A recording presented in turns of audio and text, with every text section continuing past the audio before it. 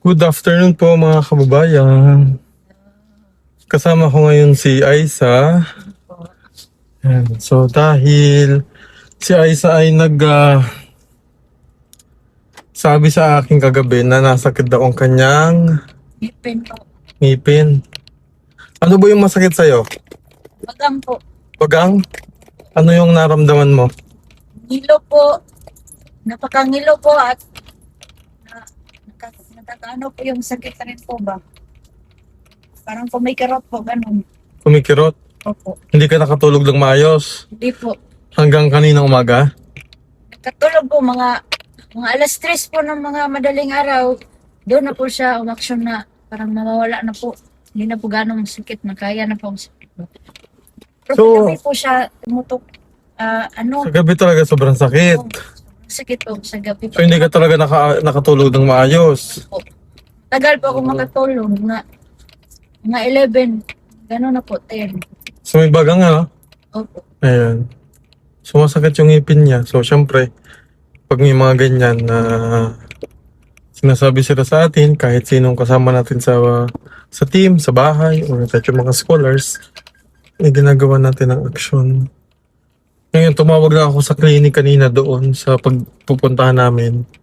Kasi baka kasi puno.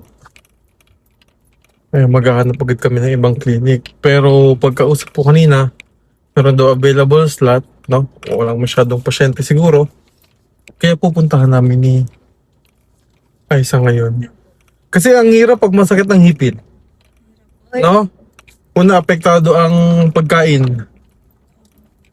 Hindi makakain ng maayos.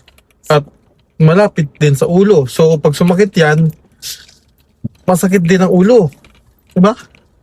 Parang pag ako po nagpapa-adjust ng braces ko, kapag ka yung nahigpit na nagiging tight o sobrang sakit, sakit sa ulo Kaya ganun.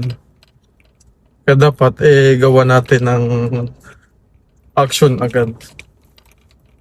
Dadali natin siya sa clinic ngayon. Salamat po talaga kay Kuya Lord J po sa activity at lalo na po may step point. Magalaw. Na ano na po, may solusyon na po ang ngipin ko. May solusyon na tayo ngipin. Madali lang naman solusyonan yan. Kaya ang sabi namin sa kanila, pag kami naramdaman, magkasabi agad.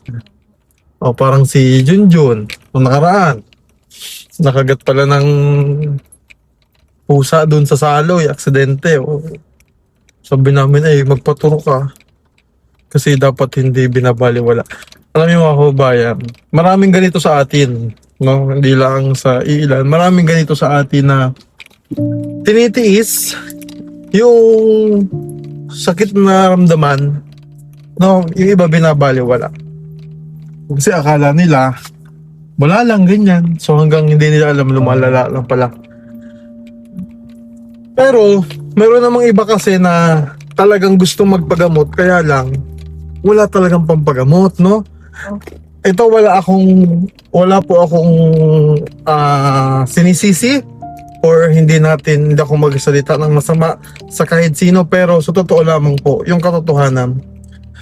Dito kasi sa atin, minsan napakahirap magpagamot at napakamahal magpagamot. Ano? Opo. Sa atin sa bansa natin, no? Talagang napakahirap, ang mahal magkasakit. Nagpapasalamat lamang tayo kapag meron talagang public hospital na kumpleto rin sa gamit. Pero syempre, minsan sa public hospital, maintindihan naman natin mga kababayan na kapag public hospital talaga, yung pila ng pasyente, no? Yung kulang yung facility, no? Lalo na yung maliliit na public hospital. Sa Manila, maraming ganyan. Sa iba-ibang mga panig ng probinsya natin, no? Sana ito naman ipakiusap natin, sana magawa ng paraan, lalo yung sa health natin, kasi kawawa po yung mga kababayan natin. Dito sa Davao, nakita namin may malaki silang public hospital dito at talagang nagagamit, as in, no? Apakalaki ng public hospital dito at marami ang nakikinabang at natutulungan nating mga kababayan. Syempre, yung iba kasi na kababayan natin na gusto agad magpagamot, yung kailangan na kailangan talaga pag wala na sa public hospital, eh syempre kailangan pumunta sa private. Yun nga lang, sobrang mahal kasi. Kaya nakakaawa din kaya sana ma-improve din yung health system na meron tayo. Again, ito po ay panawagan sa kung sino man po ang makakapanood.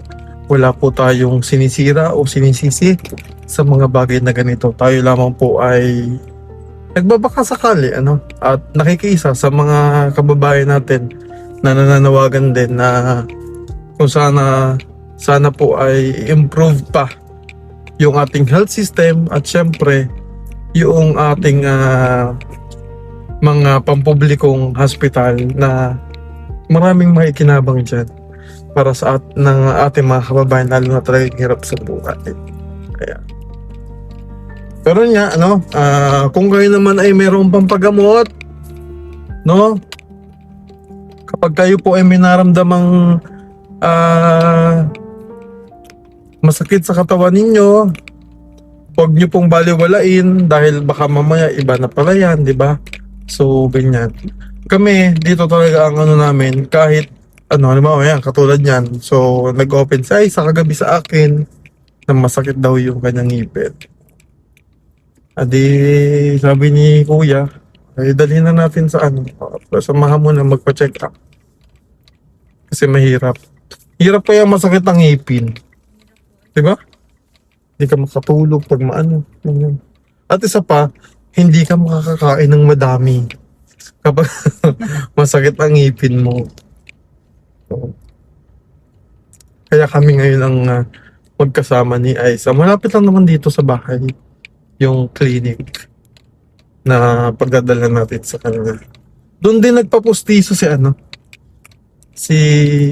Junjun. So si Junjun ay nagpapahinga ngayon kasi nga nagpa-anti-rabies siya. So medyo mabigat kasi sa balikat yan sa katawan kapag nagpapa-anti-rabies o ganyang vaccine. Pasensya na kayo mga kabayan kung maalog po ha. Naka-holder kasi yung ating cellphone. Ngayon, anong level nung yung pain mo? 1 to 10, gaano kasakit? 5 po. 5, so kaya pa. Kaya po. Pero kagabi, Po to sa mga sport po. 9, 10, Ah. 9.5, ano. may point pa. So, ibig sabihin, masakit talaga. Sakit kapag gabi po. Paggabi. Nako. Kaya huwag nating patagalin. Kailangan na talagang. Pero ang alam ko sa ganyan, hindi naman hindi naman namamaga. Ipit. Hindi naman. Huwag natin hintayin bumaga. Kasi hindi ko po alam kung tama po ako, kung mali po ako. Pasensya na po. Kasi ang alam ko po sa ganyan, kapag namamaga ata, bawal din siyang bunutin. Kung kailangan mong bunutin, Alam ko bawal. Yun yung pagkakaalam ko Oo. Kasi parang hindi ata siya kayang bunutin kapag kapaga. At ang mahirap niyan, sa bagang pa. So hindi ko alam kung paano bubunutin yung sa bagang mo. Alam ko iba ang klase ng pagbunot. Hindi mo siya wisdom tooth. No? Hindi naman siyang wisdom tooth. Ano po ba yung wisdom tooth? Yung pinakaganon ata sa baga. Hindi naman siya ba yun? Kasi ang alam ko po pagka mga ganyan, ibang klaseng pagbunot yan kasi mas malalim ata yan. Not sure ha, pero syempre, punta naman tayo ng clinic ngayon. So, titignan natin kung ano yung gagawin sa kanya, kay Aiza. At kung ano man yung advice ng doktor, di pa paggawa natin. Kung kailangan bunutin lahat ng ngipin ni Aiza, di pa bunot natin. Isa lang yung masakit, pinabunot lahat. O sige, magpustiso ka na lang para wala na sasakit sa'yo. Biro lang. Hindi mo lahat, yung masakit lang, di ba? Nahihilo ng ating mga kababayan dahil maalog ang daan. Ayan. Okay. Ayan. At syempre po mga kababayan, kapag nabunutan na din pala ng ngipin sa isa, so pahinga ka muna. No? Kasi may libangan kasi si Aiza dyan and naging daily routine na rin nila. kapag kahapon si Aiza nagdidilig ng halaman, Opo. no? Pinaka-exercise na rin niya yun. So, bawal ka magbuhat ng mabibigat. Muna, no? Mamaya kasi bawal yan eh. Pag binunutan ka ng ngipin. So, samahan niyo kayo mga kabayan. Pagpunta natin ng clinic.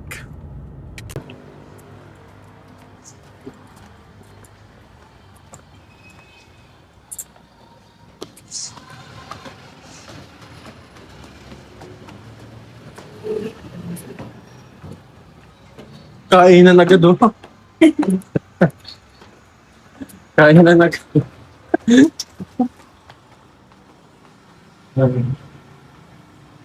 Marami pa sa atin ngayon, di pa alam na gumamit ng solar. Pero hindi nyo ba alam na napakadali lang naman talaga gamitin ng solar dahil meron na tayo ngayon ng mga smart solar na kahit kayo mismo ay kayang-kaya nyong ikabit to sa inyong tahanan. That is 200 watts na pwede nyong gamitin indoor and outdoor. Napakaliwanag na nito at talaga namang makakatipid pa kayo sa kuryente. At ang maganda pa dito ay may kasama na itong remote na pwede nyong kontrolin. Pwede nyo itong iset ng 3 hours, 5 hours, or 8 hours. At ang isa sa nagustuhan ko dito ay malaki na ang kanyang solar panel. Sila makapagbibigay ng continuous lightning na up to 12 hours. Let's say, alas 6 ng gabi nyo binuksan, mamamatay pa siya ng alas 6 hanggang alas 8 ng umaga. At ang maganda dito, hindi basta-basta nababasa ang bulb nito dahil waterproof na. Kaya kung gusto nyo pong mag-order nito, ay mag-message na kayo dyan sa PB Team Solar.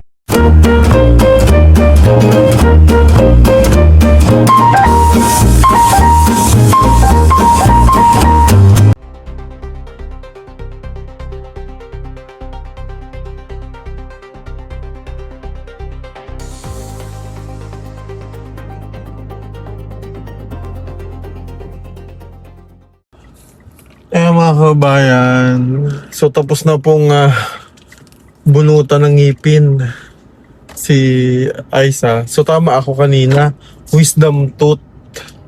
So hindi siya ordinaryong bunot lang. So parang nagkaroon ng surgery kasi tinanggal talaga, biniak yun eh.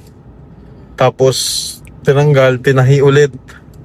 Kasi ang wisdom tooth talaga, alam ko yun yung pinaka So, okay lang, dahil at least, natanggal na. So, tinanong ako ng doktor kasi sinabi yung nag-advise, ganito po yung babayaran nyo, ganyan.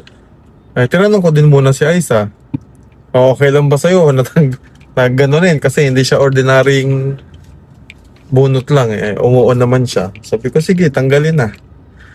Impacted din kasi yung niya, yung wisdom tooth niya, kaya nasakit kasi pinupush niya yung ibang ngipin. Kasi ba kanina pinakita sa x-ray, nakaano yung ngipin niya, parang ito yung ngipin, tinutulak pa ganun yung iba. So kailangan talagang tanggalin. So parang surgery yung ginawa sa kanya. Kamusta naman, Aiza, yung pakiramdam? Sobrang sakit ay, dahil na yung parang natatanggal na yung anesthesia Naramdaman mo yung sakit? Opo, Nasaktan ka? saktan na po. Sakit. Bakit hindi masyadong tumatalab yung anesthesia? Opo, parang lang ba? Saglit lang. Saglit lang. Medyo matagal ka rin doon no? Opo. Medyo matagal din siya. Naka-isang episode ako sa pinapanood ko Medyo matagal din yung ginawa sa kanya kasi rin yun nga, impacted yung ngipin niya. O at least Pagkuha po ng ngipin ko, yung wisdom po, bibiyak yung mga ngipin ba? Hindi buo pagkuha. Oo, hindi yung buong kinukuha. Hindi yun isang hugutan. Talaga yun. Parang i-slice, no? Na-feel mo yun. Pero naririnig ko naman kanina Sabi ko, na. Kasi maingay yung diba? Opo. Maingay. Naririnig ko. Hindi yung pwedeng bunutin ng isang ganun. Saka impacted din kasi. So, saka yung ugat niya, yung pinakadulo kasi nung niya, nakakilo. Pinakita sa akin ni Doc. Iba yung tubo kasi ng wisdom tooth niya din. So, ayun. Madami siyang gamot din kailangang inumin. Siyempre, kailangan ng antibiotic kasi talaga parang ano. And bawal siyang magpagod. O, bawal ka munang mag-walking ng yung pagja-jogging mo. So, bawal muna. Bawal ka magbuhat. No? And huwag ka munang kumain ng matitigas na pagkain. Yung igagargle mo, ano naman yun, umaga at gabi. No? Pwede siguro kapag kagising mo sa umaga, yung gargle naman, yung pang-gargle naman na yun, para mas madali lang mag-heal yung sugat.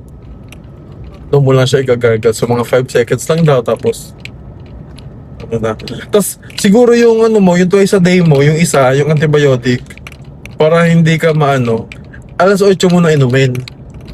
Para after natin na kumain. So alas 8, basta 12 hours yun. Alas 8 ng gabi, tapos alas 8 din ng umaga. Para after ng meal, no? Mga ganun. Para hindi palagi makakalimutan. Yung isa naman, di ba meron ka pang isa? Opo. Yun naman, pag masakit lang na sobrang sakit na di mo na kaya, kasi sabi naman ni Doc, sasakit talaga siya, di ba? Kasi nga may tahi. So inuman mo nun. Halimbawa, sumakit ngayon, sumakit siya ngayong alas 9, inuman mo ng alas 9, o inuman mo ulit siya ng alas 9 rin ng gabi.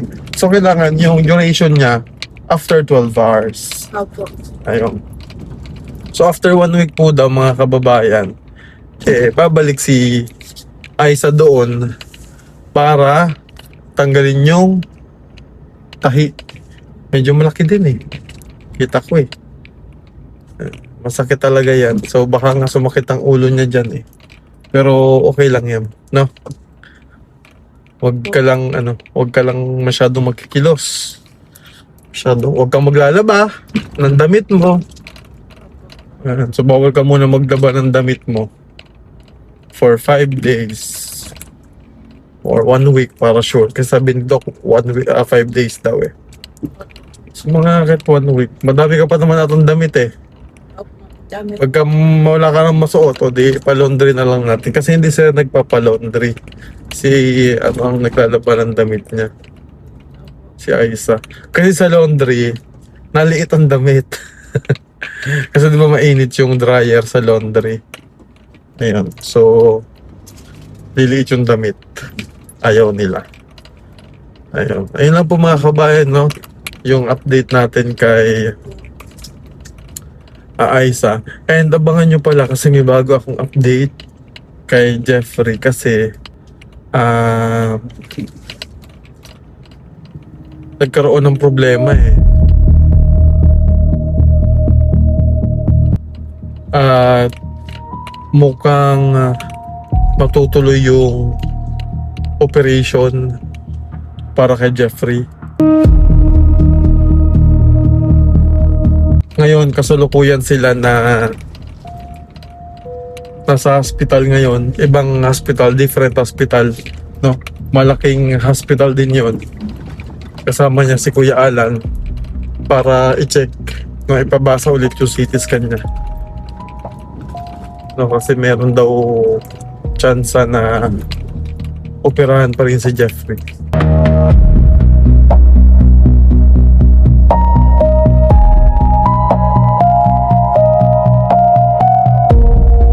Marami pa sa atin ngayon, di pa alam na gumamit ng solar. Pero hindi nyo ba alam na napakadali lang naman talagang gamitin ng solar dahil meron na tayo ngayon ng mga smart solar na kahit kayo mismo ay kayang-kaya nyong ikabit ito sa inyong tahanan. That is 200 watts na pwede nyong gamitin indoor and outdoor.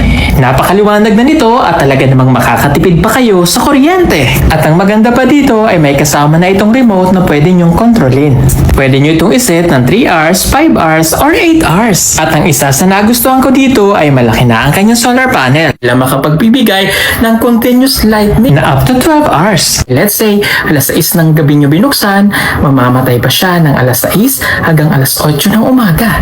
At ang maganda dito, hindi basta-basta nababasa ang bulb nito dahil waterproof na. Kaya kung gusto nyo pong mag-order nito ay mag-message na kayo dyan sa PB Team Solar.